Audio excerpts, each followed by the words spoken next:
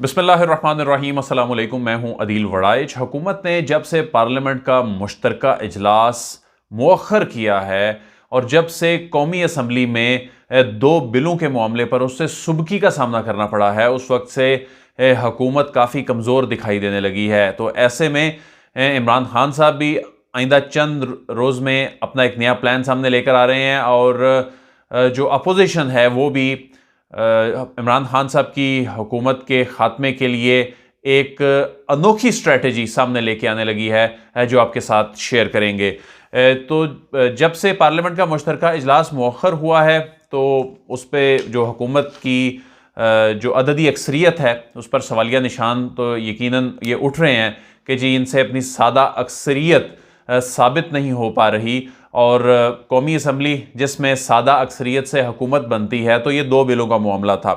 तो अगरचे ये कानून साजी में शिकस्त होने का ये मतलब तो है नहीं होता कि हुकूमत चली जाए, लेकिन उससे एतमाद का वोट लेने जैसे सवालात जो हैं वो उठ जाते हैं। अगरचे वज़ीर-ए-आज़म इमरान खान मार्च में सेनेट इलेक्शन में जब हफीज़ शेख साहब को शिकस्त हुई थी, उसके बाद एतमाद का वोट उन्होंने लिया और जो दरकार वोट थे 172 होते हैं तो उन्होंने 178 लिए।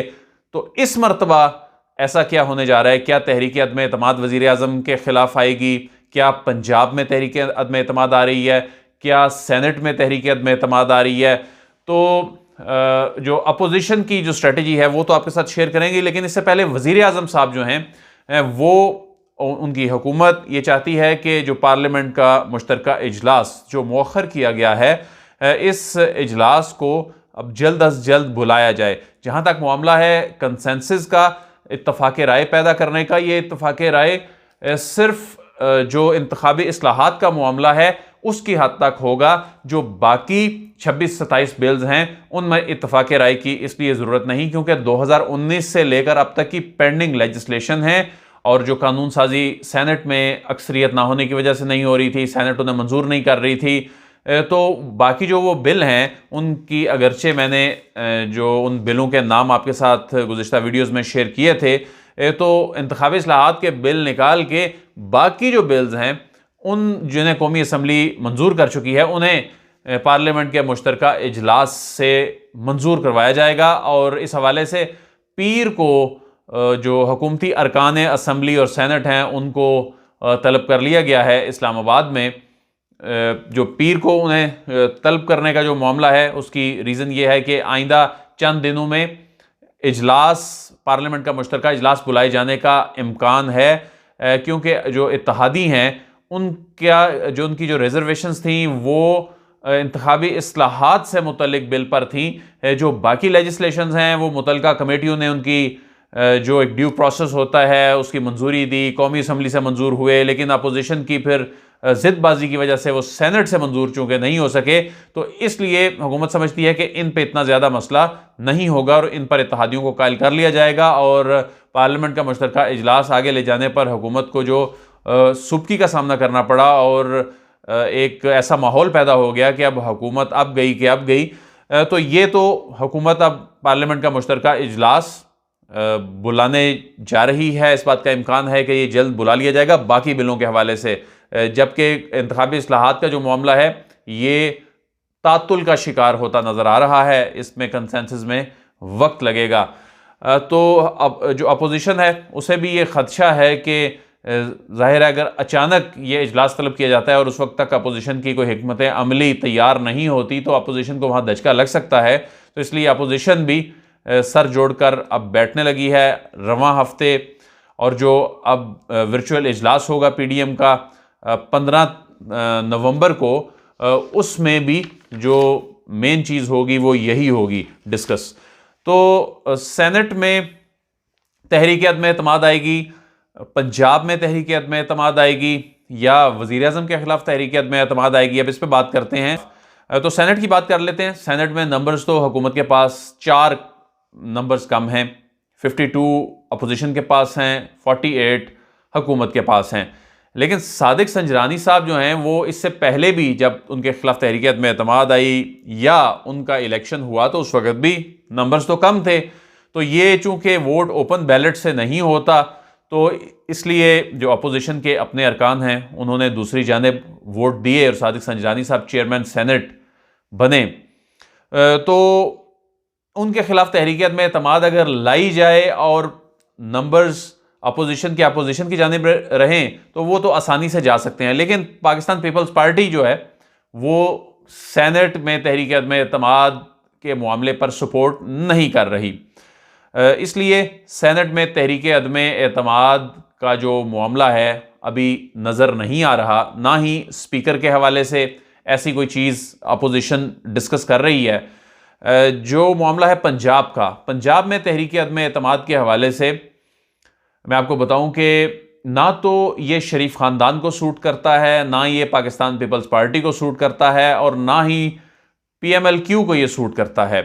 पंजाब में तहरीक अदम एतमाद वो शरीफ ख़ानदान को इसलिए सूट नहीं करता, ज़ाहिर है फिर हमज़ा को चांस मिलेगा वहाँ पर, और नवाज़ शरीफ और मरीम नवाज़ ये कभी भी नहीं चाहेंगे कि हमज़ा शहबाज जो हैं वो आगे आएँ पंजाब में।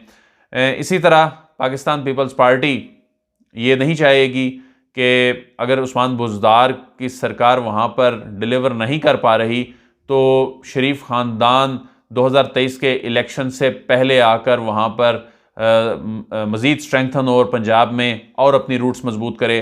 और उसकी जो ख्वाहिश है जो कि पूरी होती नज़र नहीं आती पाकिस्तान पीपल्स पार्टी की पंजाब के हवाले से, लेकिन पंजाब में वो उनको एक मैदान बनाकर नहीं देना चाहते।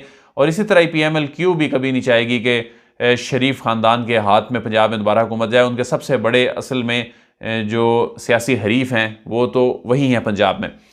तो इस वक्त उस्मान बुज़दार की सरकार जो है वो चौधरी बरादरान को सूट भी करती है।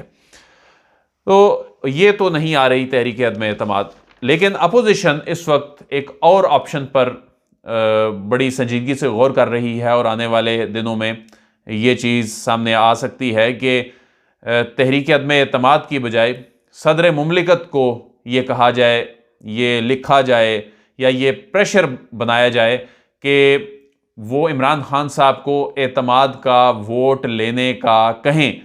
एतमाद का वोट तो अगरचे इमरान खान साहब ने पहले भी लिया, 178 की अगर 172 रिक्वायर्ड थे तो 178 लिए, लेकिन इस मरतबा चूँकि इत्तेहादी भी नखरे दिखा रहे हैं और तहरीक इंसाफ के अपने अरकान भी नाखुश हैं। अगरचे इमरान खान साहब ने अब मुलाकातें भी शुरू कर दी हैं अरकान असम्बली से, अरकान सेनेट से, लेकिन खुर्शीद शाह साहब ने यह मशवरा दिया है पाकिस्तान पीपल्स पार्टी को कि तहरीक अदम एतमाद लाने की ज़रूरत नहीं है। तहरीक अदम एतमाद की बजाय अगर एतमाद का वोट लेने का कहा जाए, प्राइम मिनिस्टर को इमरान खान साहब को अगर एतमाद का वोट लेने का सदर मुमलिकत कहें तो ये ज़्यादा अच्छा ऑप्शन होगा, क्योंकि हुकूमत को खुद 172 नंबर्स पूरे करने पड़ेंगे। अगर तहरीक अदम एतमाद लाते हैं तो तहरीक अदम एतमाद के लिए फिर अपोजिशन को 172 नंबर्स पूरे करने पड़ेंगे। तो 172 नंबर्स बज़ाहिर तो अपोजिशन के पास नहीं है, तो 161 उनके पास चूँकि नंबर्स हैं, लेकिन इसमें कोई फ्लोर क्रॉसिंग और ऐसी चीज़ हो भी नहीं सकती। अगर इत्तेहादी साथ छोड़ भी जाएं तो वो बिल्कुल खुलकर सामने आना पड़ेगा। तो ये इतना आसान नहीं है। तो अगर एतमाद का वोट हुकूमत को खुद लेना पड़े तो वो 172 नंबर्स फिर हुकूमत को पूरे करने पड़ेंगे, उनकी दर्द सर ख़त्म हो जाएगी। वो अलग बात है अगर वज़ीर-ए-आज़म दोबारा एतमाद का वोट लेते हैं, जिस तरह पहले भी 178 उन्होंने वोट ले लिए थे, तो जो उनका ग्राफ है वो ऊपर ज़रूर जाएगा और वो जो प्रेशर इस वक्त बना हुआ है उस प्रेशर से निकलने में वो कामयाब होंगे। लेकिन ये समझा जा रहा है कि अब वज़ीर-ए-आज़म के लिए शायद ये इतना आसान नहीं है। तो यही वजह है कि अपोजिशन इस ऑप्शन पे जाने पर गौर कर रही है और आने वाले दिनों में ये मुतालबा जो है ये ज़ोर पकड़ सकता है। इस हवाले से आपको अपडेट करते रहेंगे। अदील वड़ाइच को इजाज़त दीजिए, आपसे फिर मुलाकात होगी। अल्लाह हाफ़िज़।